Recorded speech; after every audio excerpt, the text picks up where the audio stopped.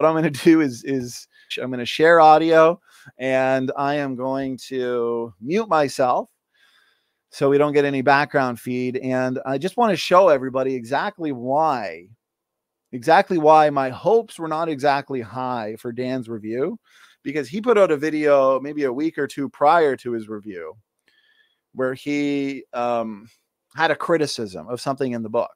And I watched his criticism and I took note of it. And he misrepresented essentially what I was saying and doing in the book. And that was my first experience, my first example of what to expect in his review. And so my hopes were not high. So we're going to play this clip and then we're going to respond to it. And then we're going to wind it down, guys, because again, this video was to notify everybody that 2 days, a special, pick it up, click the link.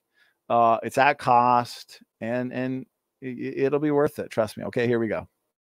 But anyway, so on page 12 of this book, we get an interesting claim. This book is all about endogenous retroviruses and how they don't actually support evolution. It doesn't matter for what we're talking about today. This is a small excerpt from page 12. We have a line right here where the author, SFT, basically makes this argument. Say they have acknowledged, they being evolutionists, have acknowledged that for most of these ERV sequences, the infections would have occurred millions of years ago in the ancient and unobservable past. The argument that's being implied here is that ERV integration into the genome is assumed because it's not observed. It happened in the past. We can't observe it happening in the present. Right? That's the argument that's being made here.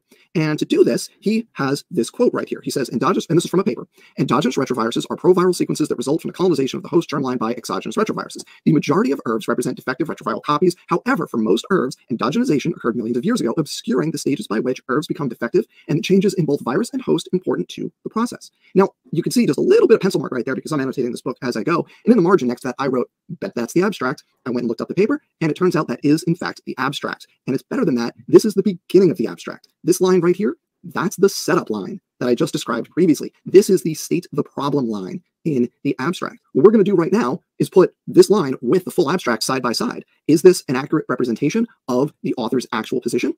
Nope. It turns out that the paper is actually about the exact opposite of the point that SFT is making here. Remember, he's arguing that ERV integration happened way in the past and it's not observable, so how can we know anyway if they actually come from viruses? Well, let's look at this abstract. This is the full abstract from the paper, which is linked below if you want to see the full paper. Really interesting paper.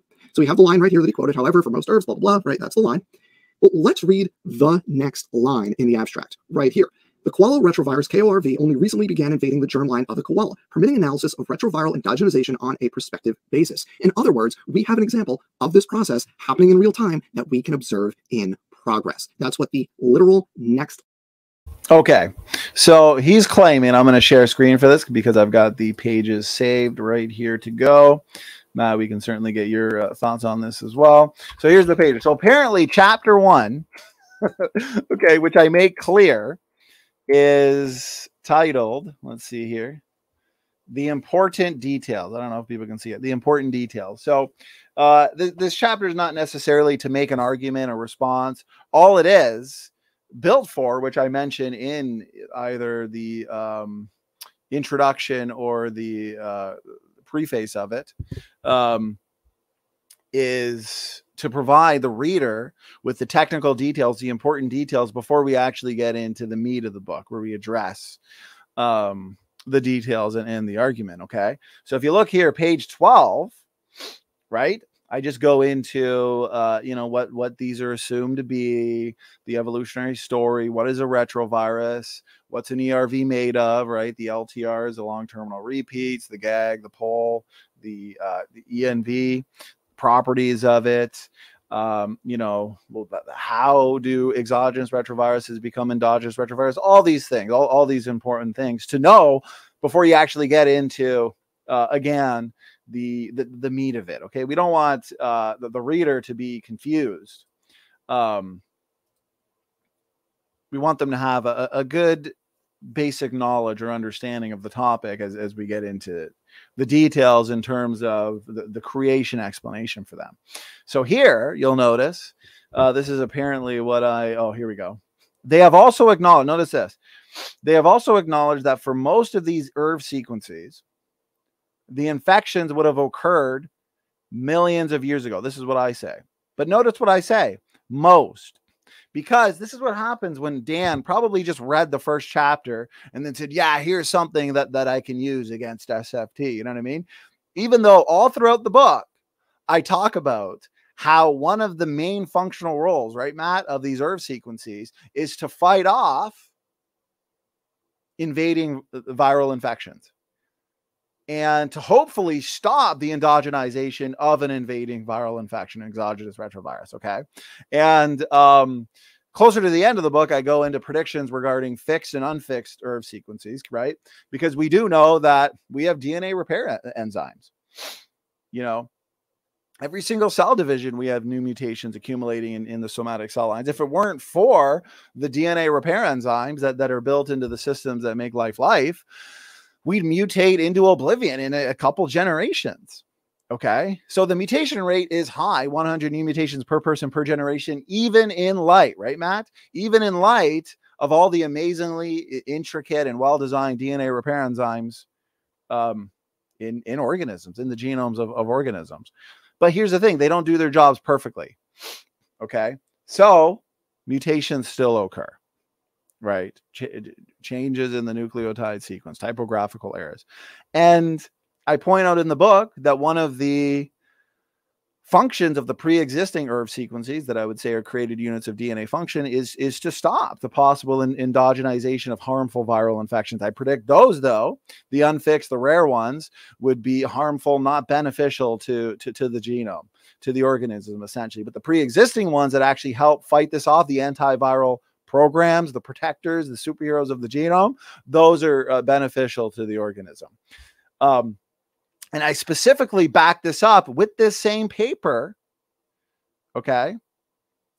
Degradation and remobilization of endogenous retroviruses by recombination during the earliest stages of germline invasion. How am I misrepresenting the paper if one of my main arguments, obviously elaborated later on in the book, this is just the important details, okay? We're not going to get into all of it here. This is just to show that even the evolutionary community would admit that most, okay, creationists and evolutionists would admit, right, Matt, that most of these, notice I said most, I feel like I need to highlight that, most of these ERV sequences, the infection would have occurred millions of years ago.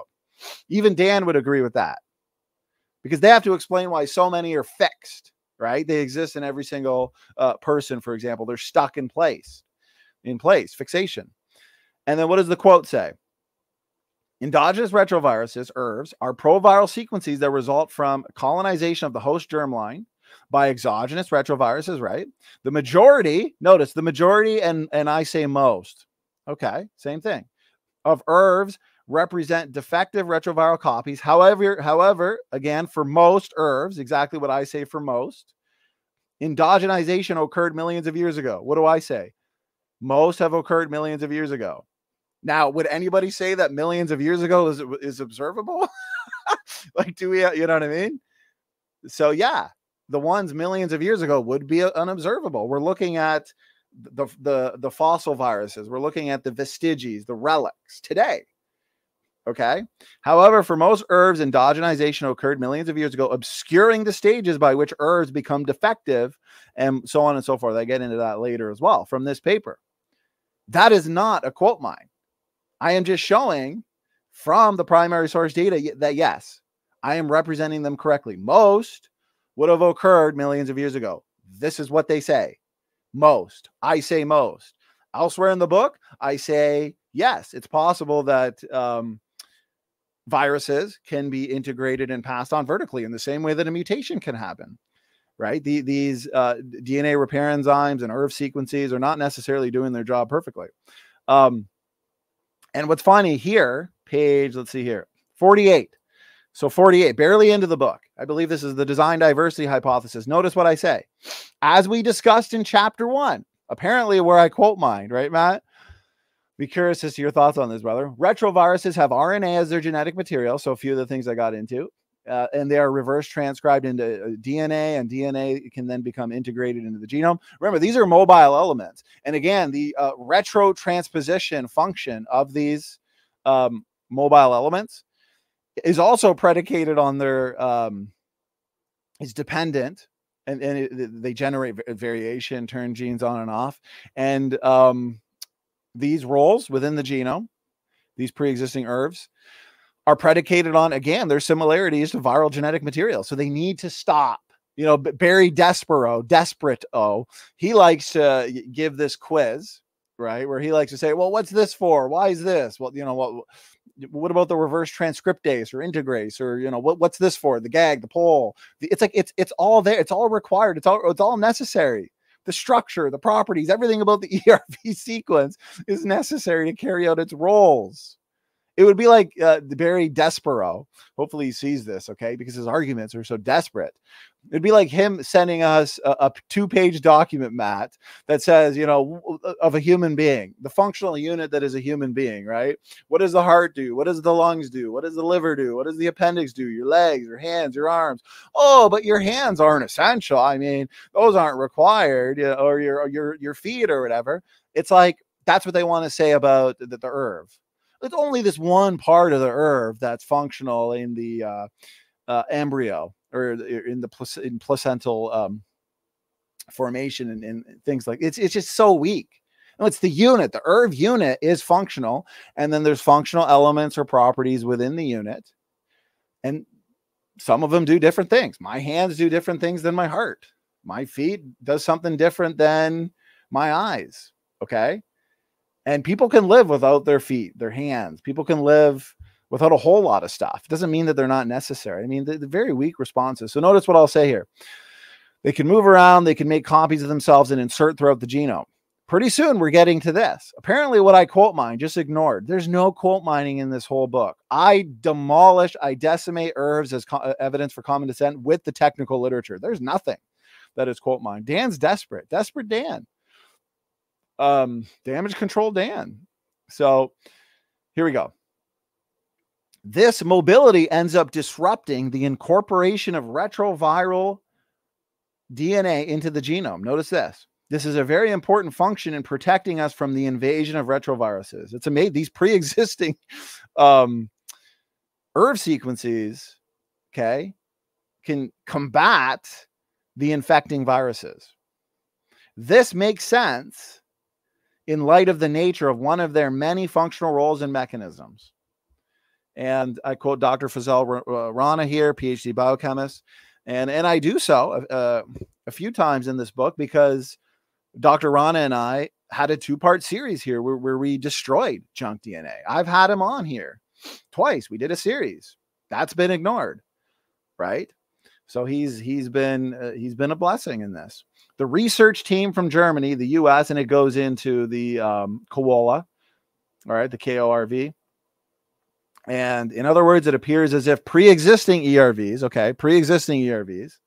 in the koala genome, through the process of retrotransposition, inserted copies of themselves into endogenized KORV, disrupting their sequence, notice this, and consequently disabling them, stopping them in their tracks. The pre-existing ones, the fixed ones, the ones that are beneficial and necessary to sustain healthy life processes in the cell.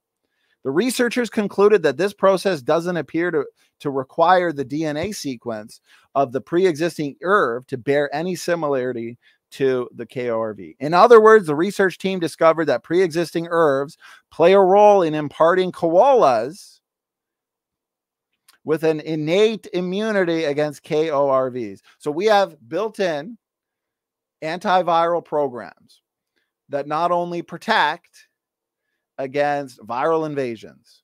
If a viral invasion gets through the antiviral protectors, the built-in systems, and let's say they get integrated and become endogenized, well, guess what? The pre-existing ERVs can also disrupt the endogenization, right? Disrupt their sequence and disable them, stop them. I mean, these are roles that these are mind-boggling. It's science fiction what's occurring at the molecular level. And I touch on this, but apparently it's quote mine. I'm scared of it. No, we're not scared of it, Dan. You're scared of it. It's why you don't engage it. It's why you don't engage it. Notice this, Matt. If you're still here, I'm screen shared. Maybe you fell asleep, brother. I've been ranting. So notice this. It's only a handful that are functional. Matt, what does this say? In fact, this is 1 page of my book, 173 pages. This book decimates Herbs as evidence for common descent. Pick it up, guys. You're not going to regret. It's $5 right now for 2 days. This is a great sign, watching how badly a PhD virologist failed. In fact, the researchers believe that this mechanism may be widespread among animals, including humans. If so, the herbs embedded within genomes serve as an antiviral defense system. Guys, this checks off all the boxes. And another thing, this is page 48, 49. Dan in his review, nothing but whining and complaining and dodging and dipping and diving and ducking and dodging all over the place. 5D's a dodgeball. Tries to say, well, it takes forever for Standing for Truth to get to the answers to the questions, the argument that he presents in the introduction. When in fact, I anticipated some of these militant critics would say that. We're not 48 to 49 pages into the book, and I'm already giving a brief dismantling of herbs as common descent. Yes, chapter 4 is the absolute dismantling of it, but I give some teasers here and there throughout the book, okay? So, it's just not looking good for them. It's just not looking good for them. We can explain why they are there and why they look the way they do, okay? And then, of course, I get into more after that. So, the whole point is, no, this is not a quote mine. Any objective viewer, objective. I'm not talking about these ones that are willingly ignorant. They're scoffers. They're full-time anti-Young Earth Creationists. I'm not talking about those. We're not writing these to convince the dodgeball Dans of the world. They're not going to be convinced. We pray they will be, of course. We wish that all would come to repentance. But the reality is some people, they're just so invested in their evolutionism. They are so invested in believing that they and a strawberry are related through common ancestry. And they are so invested that they will just dodge all of the challenges, all of the functions, and instead they will say these are expected. Even though we've shown that the technical literature says that they were unexpected. Matt, that was a lot there, brother. Tell me, was that a quote mine? After all of that, was that a quote mine? It's clearly obvious that Dan did not get to page 48 or 49 when he started making his video section on that part. He started taking notes and was like, oh yeah, this is going to be good. And then probably got to even 48 or 49 and didn't notice it again. And just just skimmed over it and then made the video anyway, right? Yeah.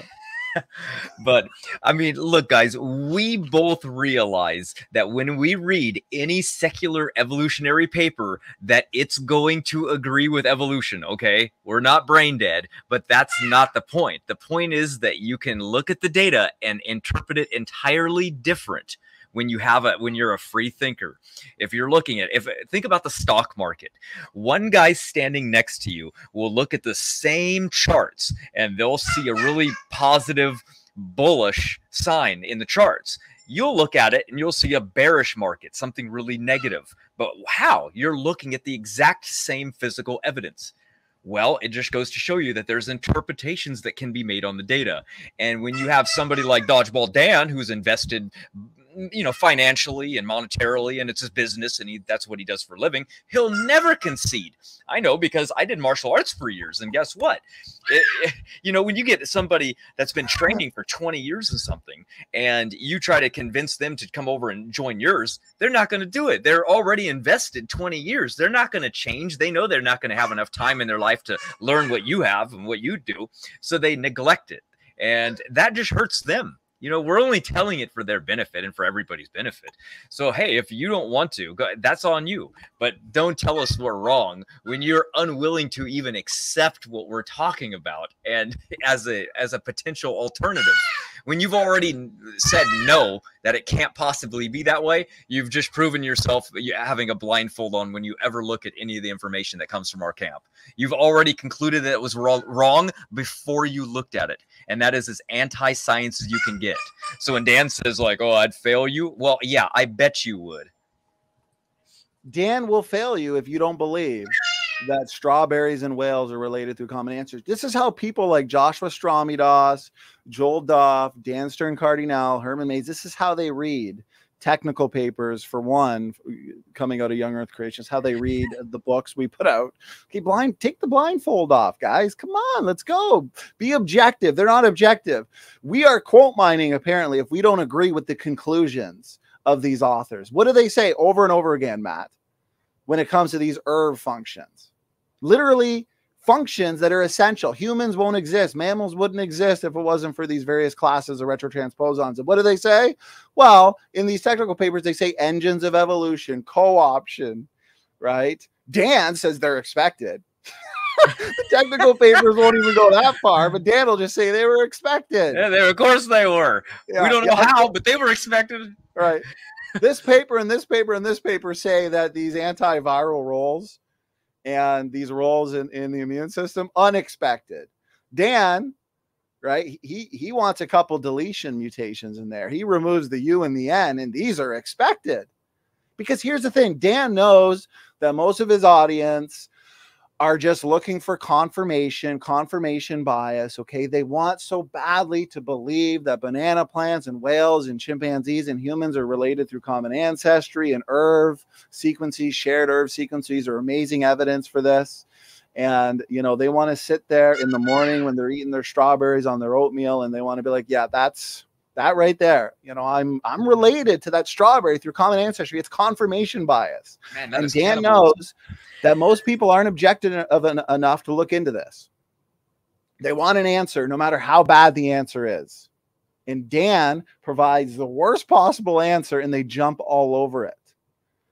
They jump all, it's a story. It's a claim. It's an assertion. They're expected. No, they're not. He literally dodged 99% of the book.